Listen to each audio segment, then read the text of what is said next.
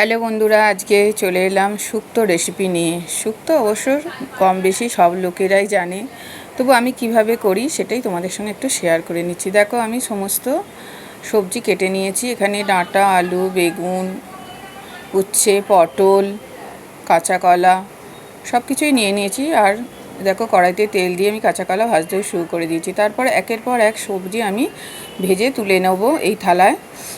তারপর তেলের মধ্যে অল্প পাঁচফোড়ন দিয়ে দিয়েছি। দিয়ে এবার লাস্টে যে জিনিসটা আমি ভাজি সেটা হলো আলুটাকে দিয়ে দেবো। দিয়ে ওর মধ্যে একটু হলুদ দিয়ে দেবো। হয়তো অনেকেই বলবে হলুদ কেন, হলুদ সবাই দেয় না, কিন্তু আমি একটু শুক্তোতে হলুদ দিই। হলুদ দিয়ে আমি একটুখানি আলুটা ভাজা ভাজা হয়ে গেলে তার মধ্যে আমি মশলা দিয়ে দেবো। আচ্ছা, মশলাটা হলো আদা, সর্ষে আর জিরে, ওটা আমি পেস্ট করে নিয়েছি। দেখো, এই পেস্টের মিশ্রণটা আমি ওর মধ্যে দিয়ে দেবো। দিয়ে একটু শুকনো শুকনো হয়ে গেলে তারপরে আমি ভাজা সবজিগুলো দিয়ে আবারও একটুখানি কষে নেব।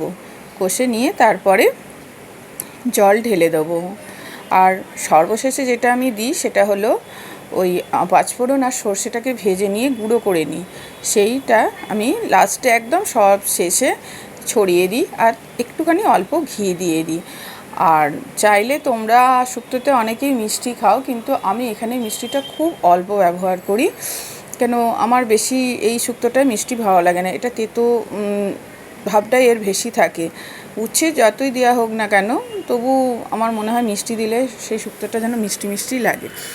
এবার ঢাকনা দিয়ে 10 থেকে 15 মিনিট আমি ফুটতে দিয়ে দেবো। দেখো, আমার শুক্তো তৈরি হয়ে গেছে বন্ধুরা।